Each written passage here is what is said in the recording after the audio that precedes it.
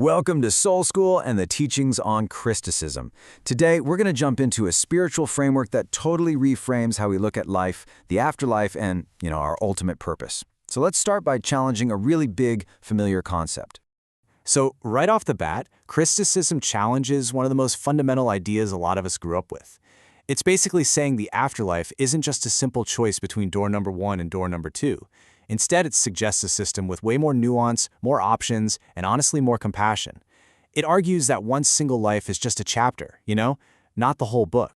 And this just builds on that, completely redefining our starting point. The whole concept here is that we're not born flawed or stained with some kind of original sin. Nope, we're created with pure potential. The source of everything, in this view, just wouldn't create something that's inherently broken. This totally shifts the story from one of needing redemption to one of, development.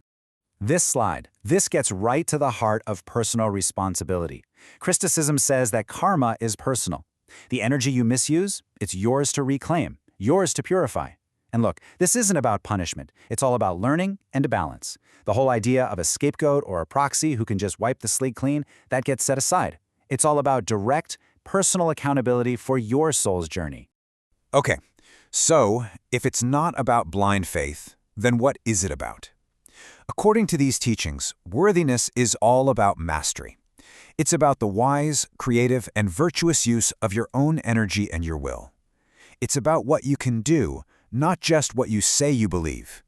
You can't just tell the principal you're a good student, you still have to pass the tests. And this is brilliant. It really highlights a crucial distinction. The goal was never to create an army of perfect, mindless robots. The gift, and the challenge, is free will. The Creator gives us that divine spark, that raw potential. But it's on us, each soul, to develop and expand that potential, to grow into a disciplined, creative being. We're given the seeds, sure, but we've got to do the gardening. Which brings us to this really powerful reframe, that immense challenge of free will. That feeling we sometimes get of being left to our own devices in this chaotic world, it's not abandonment. In the view of Crysticism, it is the ultimate expression of trust. You are being trusted to learn, to grow, and to eventually become a co-creator yourself. So, if we're setting aside the traditional map of the afterlife, what does the new one even look like? Well, Crysticism proposes 4 very distinct realms a soul can go to between lifetimes, and each one serves a specific purpose in our ongoing education. Let's explore them. First up is the ghost world. Now, this isn't necessarily spooky, it's more like a spiritual waiting room. It's for souls who are still way too attached to the physical world, through cravings or grudges or unresolved stuff. They haven't been judged or anything, they've just kind of refused to log off, and they need to work through those attachments before they can really move on. Next is the hell world. But it is so important to understand this is not a place of eternal damnation. It's a temporary corrective experience. Here, a soul directly experiences the pain they inflicted on other people. The purpose isn't punishment for punishment's sake, but deep, karmic understanding.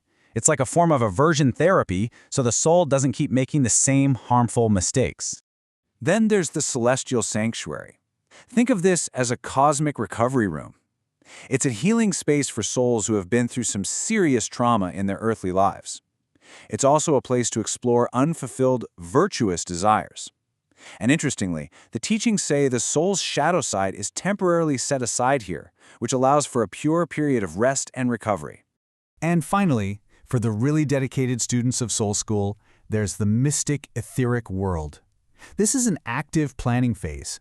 Here, souls actually review their progress, understand their karma, and, with the help of mystic guides, literally plan the key parts of their next life, the lessons they need to learn, and the challenges they need to master to finally graduate.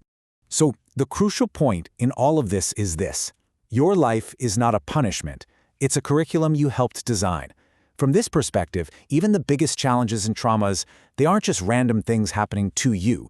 They are a carefully selected set of lessons that your own soul chose so it could grow, balance karma, and achieve mastery.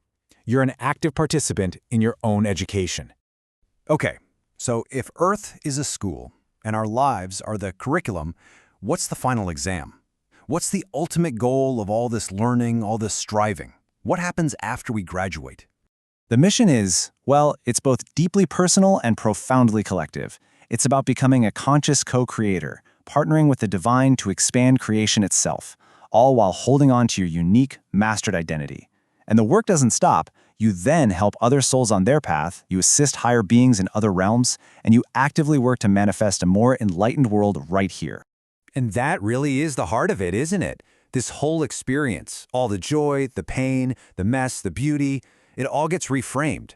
Earth isn't some dumpster fire we need to escape from, and it's not the ultimate paradise either.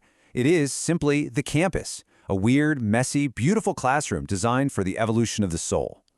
So this brings all these big cosmic ideas right down to a really personal level. The teachings use this simple metaphor for a meaningful life, making proper soup. It's about creating a life of substance and nourishment and value. So the question for you is, if you set aside all the distractions, the endless scrolling, all the ways we numb out, what ingredients would you choose? What unique, valuable life is just waiting for you to create? And ultimately, that's the choice. It's not a passive belief system. It's an active enrollment. It's a decision to stop being a bystander in your own cosmic education and to consciously start learning the lessons, mastering the skills, and creating something worthwhile. It's a commitment to your own soul's graduation,